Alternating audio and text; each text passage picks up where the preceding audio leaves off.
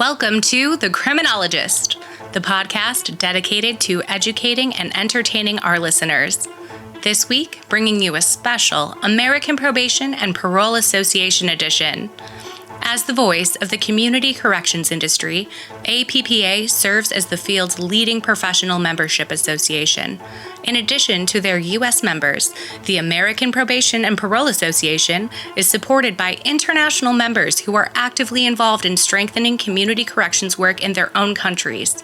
APPA's International Relations Committee aims to connect community corrections professionals around the world to inspire and share insights from their unique experiences and best practices. Welcome to this special APPA episode of The Criminologist. And now, welcome your host, Joseph Arvidson. Hello, and welcome to episode 204 of The Criminologist Podcast. Happy to have you all with us today. Today, we are diving into a special episode focused on reflections from the 6th World Congress on Probation and Parole taking place recently in The Hague. Alongside members of the American Probation and Parole Association's International Relations Committee, I attended this Congress where we had insightful discussions, attended impactful sessions, and forged meaningful connections with professionals from around the world. In this episode, we will be exploring key insights and experiences from the World Congress through the lens of 6 critical questions. Now, these questions delve into the most impactful sessions, innovative practices, challenges discussed, global networking, differences in systems, and key takeaways. Our theme today is the future of probation and parole, reflecting the diverse perspectives we encountered at the World Congress. So let's dive into these enlightening conversations with our guest, all members of the American Probation and Parole Association's International Relations Committee. We are about to hear some reflections from Joe Winkler, Assistant Secretary of Community Corrections at the Florida Department of Corrections. Julie Truschell. Julie is the director of the SAW Project, Supervision Around the World. We will also be hearing from Willow Baker at the Prem Rawat Foundation. Willow is actually the director of their Peace Education program. Also, we'll be getting insights from Professor Deborah Ketzel, who teaches criminal justice at the John Jay College of Criminal Justice in New York. And finally, Stephen Pitts, joining us all the way from London. Stephen is a consultant in criminal justice at Community-Based Justice. And so, without any further ado, let's hear input from this awesome panel of experts who I had the pleasure of spending some quality time with over in the Netherlands recently, and get some of their reflections on this amazing World Congress. So great to see you all again. You've hopefully recovered from any jet lag as a result of our recent international travel. Let me begin by asking you all, what were some of the most impactful sessions or discussions you participated in or attended during the World Congress, and why did they stand out to you? So we had so many great discussions, of course, and speaking with colleagues from all over the world was wonderful. But the one that comes to mind is in the opening session in that beautiful Royal Theater that we were in. They even pointed out the chandeliers were gorgeous. The ceiling was painted just beautifully. And one of the keynote speakers was Bishop Desmond Tutu's daughter. And I'm sad I can't say her full name in honor, but I know even the speaker called her or introduced her as Mrs. Tutu. And when she spoke, it was just mesmerizing to me because what she was explaining was a restorative justice practice and how it is so important to have the victim included in reparations that occur after a crime has been committed. And our Western systems really don't allow for that. And when you think about it, in our system and Western Europe's as well, once a crime's committed, the government takes over.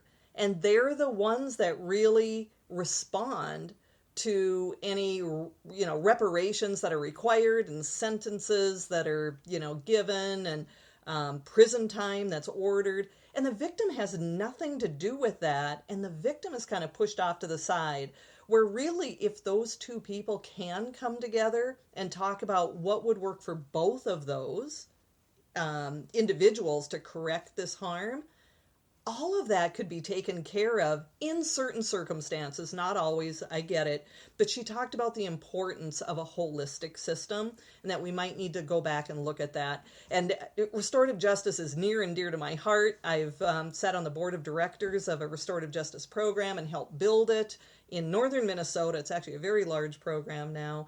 So when she was talking about it from Europe, it was like, oh my gosh, we all need to get together and relook at what we're doing. So that was really inspiring for me.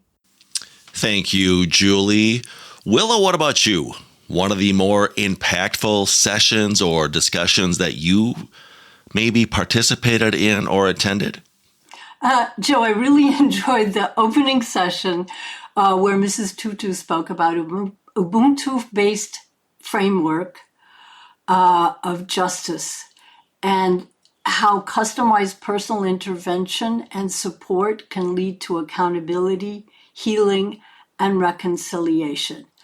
I happened to have spent 6 weeks in South Africa last year working with gang leaders who are implementing the peace education program in very poverty and crime-stricken communities in the Cape Flats of South Africa.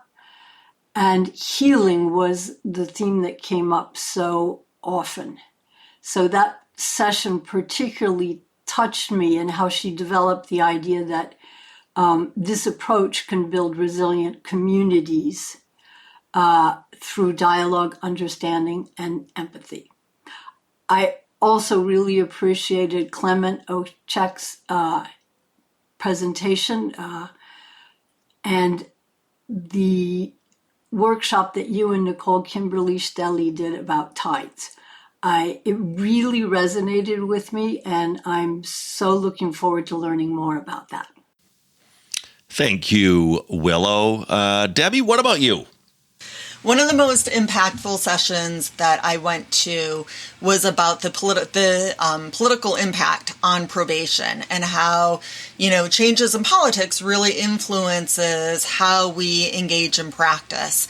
Something that I loved about that session is that they broke us into small groups. And so I was in a session with someone from Indonesia, 2 women from Norway, and a woman from the Netherlands. And what was fascinating to me is that across all of us, our responses about politics, the role that politics plays, the importance of getting buy-in for treatment and rehabilitation were really similar.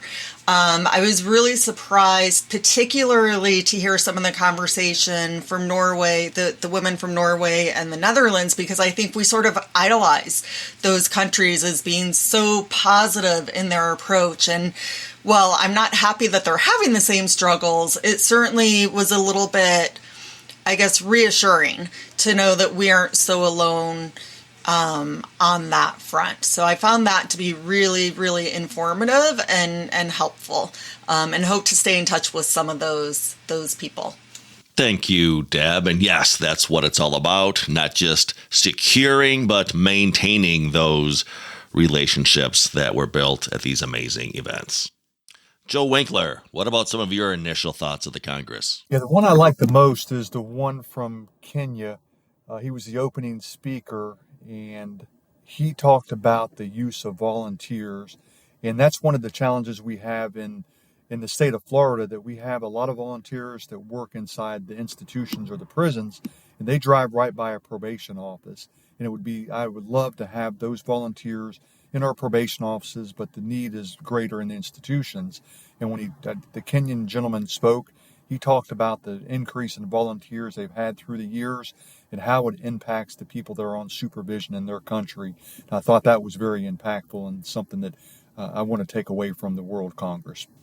Thank you, Joe. You were referring, of course, to Clement Okech, the former director of probation and aftercare services in Kenya, currently acting as an independent probation and penal reforms consultant. And yeah, he did an amazing job at his plenary session. How about sharing any key insights or innovative practices from other countries that you learned about during the Congress? And how do you think they could be applied or adopted here in the American probation and parole context? It's kind of ironic. The person that I heard speak, she was actually from the United States, and she talked about a practice that she has started here. And she actually, when I went up and talked to her, she thanked me for helping her get some grant funding to initiate her program. And the program was based on using arts to help people that are on supervision. A lot of times we look at providing a vocational trade, but having arts, whether it's music, whether it's through writing or acting, is just one more innovative approach that we can use with our population. And it's similar to a project that we're going to start in Florida here in the very near future that's called We Care. And the CARE part stands for Community Arts Reentry. And we're going to focus in on the performing arts. And to hear her speak and to hear the things that she said just solidifies that the program is going to be successful. And it's just one more creative way that we can help our population out to be successful. And her name was Suzanne Costello. Her presentation was very impactful. Yes, Joe, Suzanne Costello is an amazing individual. So fun to catch up with her in The Hague. Deb, what about you? Any key insights or practices you picked up on? I was also really lucky to go to a session where they were talking about the implementation of probation in Indonesia and in Chile. I picked this session particularly because I'm really interested in thinking about how do we help countries implement community supervision options? How do we help them implement alternatives to incarceration, particularly because of work that I'm doing in Central America? And I think a theme that I heard from both of those speakers who have had success in their countries was really the importance of sort of educating the public that you can't be successful in having people move into these new types of programs if the public isn't on board. And so I really appreciated learning about their challenges and the types of sort of the challenges they had in implementing that. I don't think that necessarily relates to how we do things in the U.S., but certainly important as we think about working in other countries. Stephen, I would love to get your input on key insights or innovative practices from the World Congress. One of the things that struck me absolutely was a session I was in fact quite involved in myself, which was the World Congress for Community Volunteers. And that drew together speakers from 8 different jurisdictions in Asia, Africa, Europe, and the Americas. And those insights are fantastic, actually. You know, all of those countries and go about involving volunteers in different ways. But for me, the extraordinary example is Japan, which is becoming increasingly well known, where the volunteers very many more than the professional probation officers. And those volunteers do a fantastic job, not only in mentoring and coaching the people that they're working with, but they also, they make a fantastic bridge between the statutory service and the community. And they help to demystify the practice, demystify our practice, and they really, really importantly help to pave the way for reintegration. They help to bring the community on site. That's really, really tremendous. I've known about their work for quite some time, and that's why I was very keen to help to promote the World Congress for Community Volunteers. But other examples were tremendous too, and Singapore is also very well known, and they've done a tremendous job of really harnessing the whole community to support people who are released from prison, particularly employers, but also faith groups, all sorts of groups and organizations contribute. And, the more we can, I think, encourage those kinds of approaches, but tailored to our own situations ourselves, I think that's going to be potentially a really big shift, could contribute to a really big shift in potential for rehabilitation and reintegration of the people we work with. The World Congress often fosters networking and collaboration among professionals from various countries. Can you highlight any meaningful connections or partnerships that were formed or strengthened during the World Congress? In terms of other networking and collaboration, that was a fantastic opportunity, that Congress. But I was also very struck by the contributions from African nations, in particular Kenya. I've known about work in Kenya for quite some time. I've worked there myself for a few years. And one of the points that really strikes me is the emphasis in Kenya on work in pre-trial, in the pre-trial, pre-sentence arena, what we would call in a program myself and Leo Tigeth presented, Domain 1 of probation, or pre-trial, pre-sentence work. And that's important, partly because of the number of people in custody pre-trial, but also because, and I think Clement Okech put it very nicely in his plenary speech, it's about, he called it fishing and cooking. In other words, helping to select the people that we're going to be able to work with most effectively, and then working with them. And related to that are programs of diversion, crime reduction, crime prevention work involving communities. Again, a lot of work with volunteers. So that whole early stage and community focus of work in Africa, I think is again tremendous, and something we can all learn from. Thank you, Stephen. Willow, what about you? Any potential collaborations springing from the World Congress on Probation and Parole? Well, I learned about restorative justice in France. I lived in France for 20 years, and I had never heard of restorative justice there. It was very interesting to learn their approach, and I'm looking forward to introducing them to my colleagues in France so that they might be able to collaborate together. Another was you, Joe, although you're not from another country, but you and Nicole Kimberly Stelly and your presentation on tides, I just see so much potential for that, for the human approach. I'm really looking forward to developing a partnership between the Peace Education Program and TIDES. Oh, thank you for those kind words, Willow. And yes, Nicole and I are looking forward to working with the Peace Education Program as well. Debbie, what about you? Any awesome connections made? I was lucky enough to get to go on the tour on Friday. So we went to an old prison that had originally opened in 1853 and closed about 10 years ago. And so the tour itself was relatively short, but I think one of the best parts of that tour was just having the chance to meet with other people. And so I met Yuki Takashi, if I'm saying his name right, from Japan, and had the chance to talk with him a little bit about probation there. And so hoping to be able to stay in touch with him and, again, sort of learn more about their systems and how they do things. And then I also had the chance to meet Juliet Jonkers, who is a PhD student in the Netherlands. And she was able to give a little bit more backstory about the prison and the history of the prison and the practices there. And so So again, I just really appreciated learning, more from her about that in-depth knowledge. We have connected on LinkedIn and, hoping that maybe she can come to New York at some point and meet with our students here and engage in some sort of exchange. So I would not have met her without the Congress. So really thankful for that.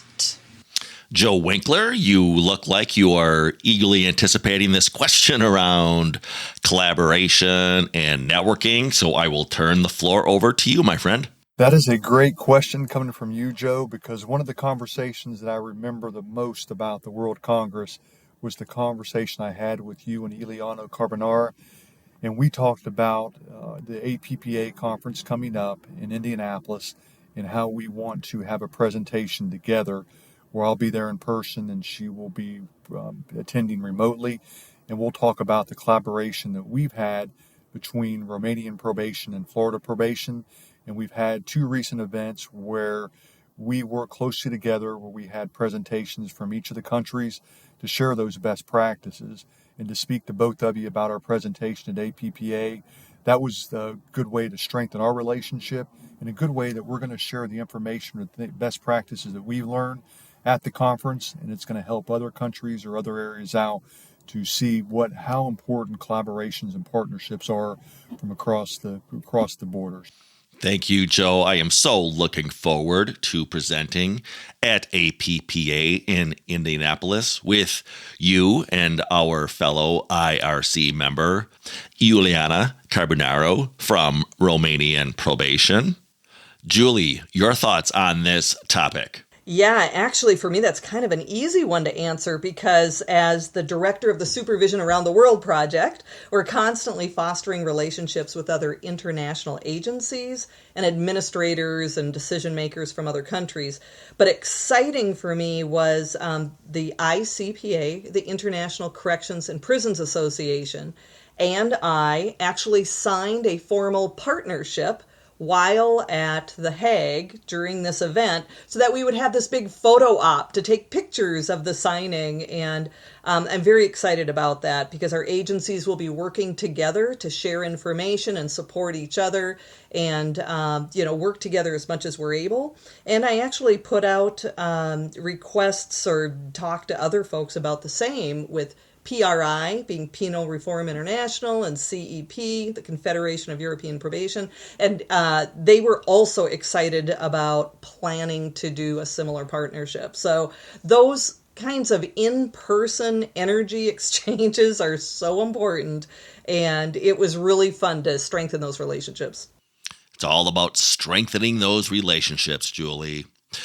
Were there any particular challenges or obstacles discussed at the Congress that you found intriguing?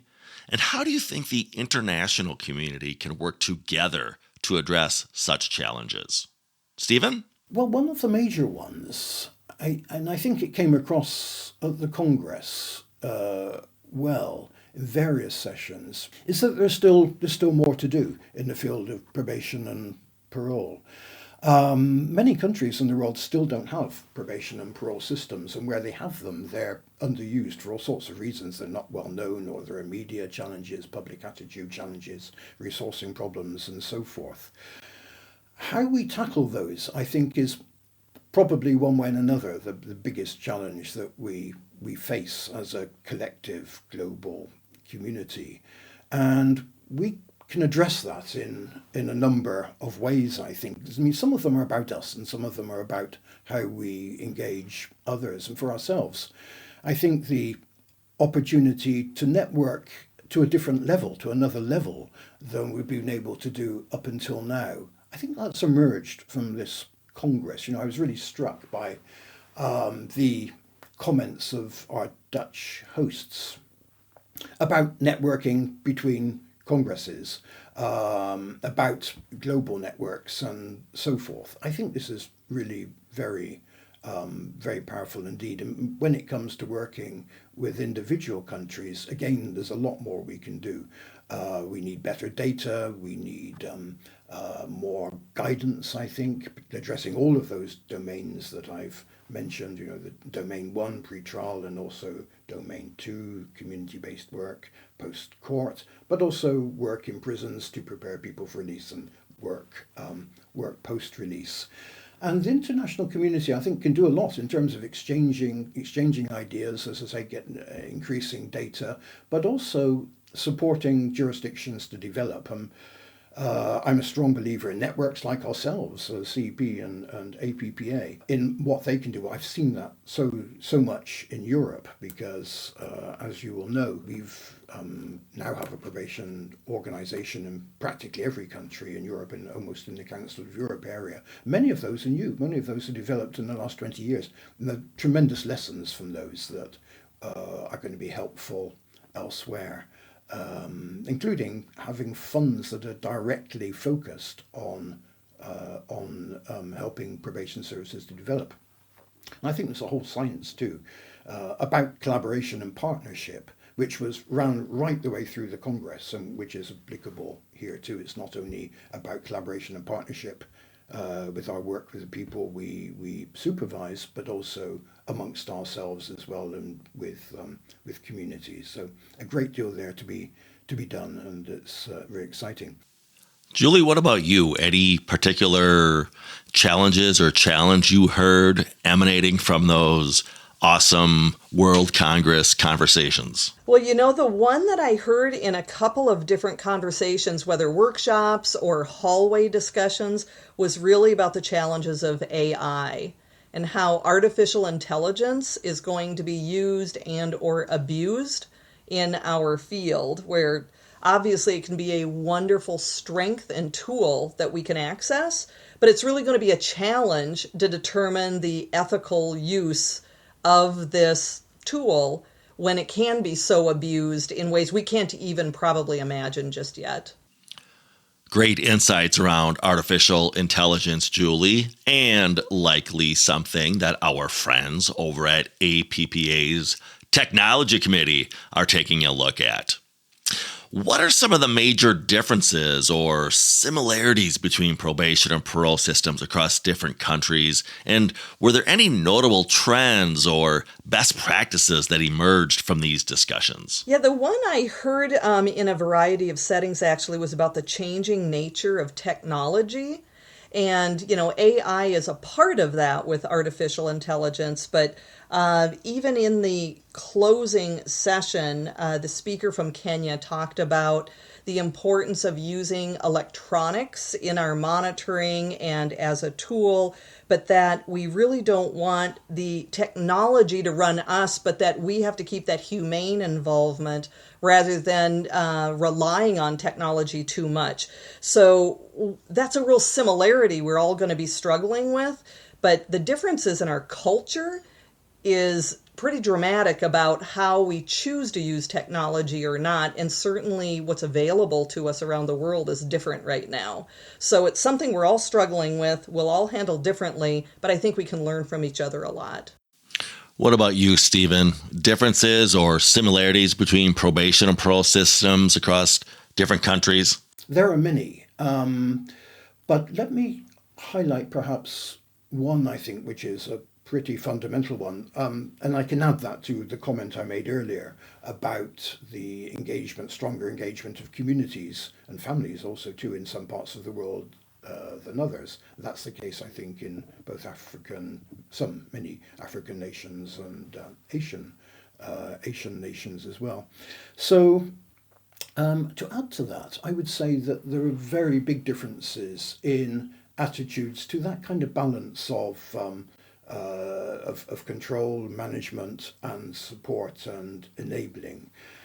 We can all learn from each other there, but it's not, I think, for sure, it's not about imposing views on other countries. The United Nations has, of course, a framework which it hopes countries will taking forward, promoting rehabilitative approaches, desistance, and so forth.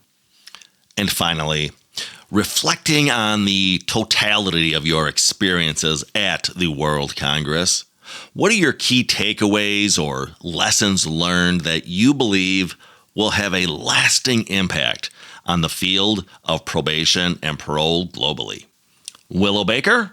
I think my key takeaway about lasting impact on the field of probation and parole globally was the focus on the individual, the customized personal intervention and support, and recognizing the humanity in every human being, but particularly those who are in trouble.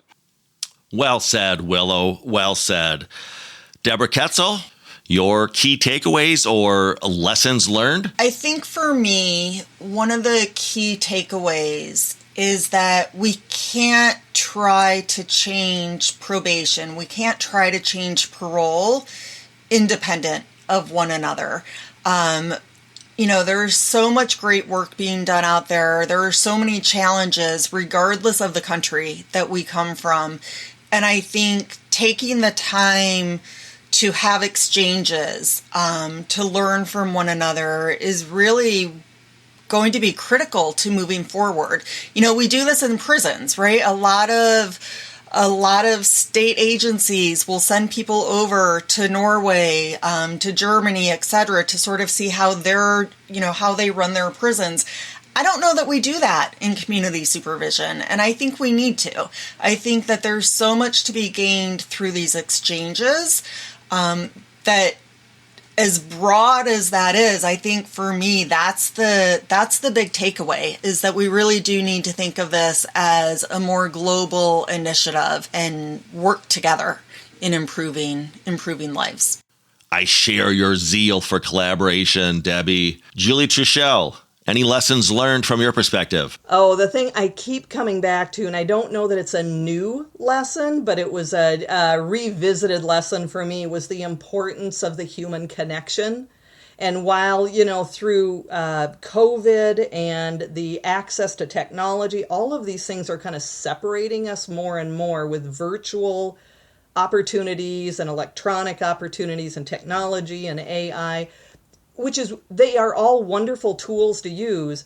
But at this World Congress, when we were actually standing in the same hallways and having coffee around the same tables and talking and laughing, you can't replicate that. And the same is true for officers with the people they're supervising. You can't replicate it.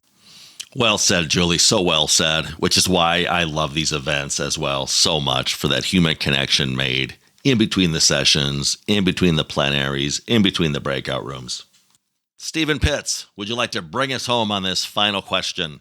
Key takeaways reflecting on the World Congress, lessons learned. I think the key lessons, let me just repeat something I said a moment ago, collaboration and partnership. For me, that's a theme that ran throughout this Congress. As I say, at the level of our one-to-one work, the level of engaging with communities, and how we work together too as a global probation and parole community. So the key takeaways, yes, how do we collaborate further? Extending the reach of probation and parole. Again, I think networking ourselves, working out some strategies, I think, as a global community, enabling and supporting those countries that don't have probation at the moment, which is something I'm certainly very keen on, involved in myself. And the work that I've been doing with my colleague Leo Diggeth, which we presented at the Congress, was very much on this theme of how do we support nations that don't have probation and parole systems at the moment. So yes, what I'd like to see is much more focus on connecting in between congresses, developing strategies. One of the most important is developing our research base in all of those 4 domains that I mentioned of probation, and then communicating powerfully, I think, what we can do in probation, having a strong role for probation and strong organizations too, because we really need both of those in order to advance probation globally. Okay, so those are my key comments. Again, it was a fantastic Congress. Wonderful that we'll have a 7th World Congress in Indonesia. And thanks especially to Joachim for reaching out. And that's going to be a great opportunity to extend Congress involvement to countries in that region and to learn from and with them. Thanks very much. Thank you for those insights, Stephen Pitts. And as we wrap up this insightful episode, I want to extend my sincere gratitude to all of our esteemed guests from the American Probation and Parole Association's International Relations Committee for sharing their reflections and experience from the 6th World Congress on Probation and Parole in The Hague. Thank you to Stephen Pitts, Joe Winkler, Julie Truchel, Willow Baker, and Professor Deborah Ketzel. Your insights have provided invaluable perspective on the future of probation and parole globally. The World Congress was a truly enriching experience for me personally, and I had the privilege of engaging with professionals and enthusiasts from around the world who share a passion for advancing the field of probation and parole. It was particularly special to meet the fans of the Criminologist Podcast, including the fantastic fan base from French probation at the World Congress. Your support and enthusiasm mean the world to us, and I'm grateful for the opportunity to connect with listeners on an international scale. Looking ahead, I am excited to announce that I will be attending and, in fact, presenting at the upcoming American Probation and Parole Association's Training Institute at the end of June 2024 in Indianapolis. It is always a pleasure to meet fellow practitioners, advocates, and podcast listeners in person, and I'm eagerly anticipating the insightful discussions and collaborations that await us at the Institute. In conclusion, I encourage all our listeners to stay engaged with us on social media and our website for updates, resources, and news about future episodes. Your feedback and support drive us to continue exploring crucial topics in criminal justice and fostering a global community dedicated to positive change.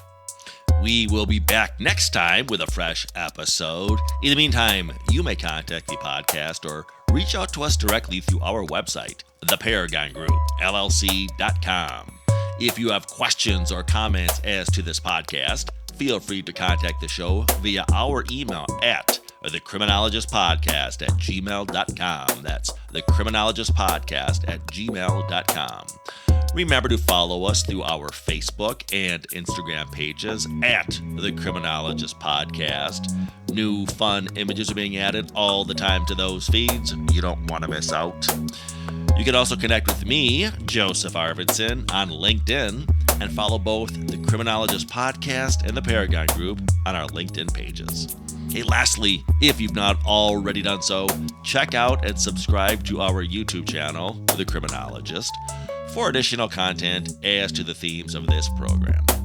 And if you believe in what we're doing on the show, if you're part of the movement, please spread the word, tell a friend or a coworker or a colleague about us, ask them to subscribe to the podcast, and of course, do so yourself if you've not already done so. And always remember, folks, there's no them, there's only us. The workshop that you and Nicole Kimberly Stelly did about tights, it really resonated with me, and I'm so looking forward to learning more about that. This has been a special APPA edition of the Criminologist Podcast. Their international relations team looks forward to sharing the insights of other subject matter experts from around the world in future episodes. The Criminologist Podcast is a production of the Paragon Group, LLC. For speaking engagements, interviews, program design, or training opportunities, please visit us at theparagongroup.llc.com. Be sure to give us a 5-star review, and thanks for listening.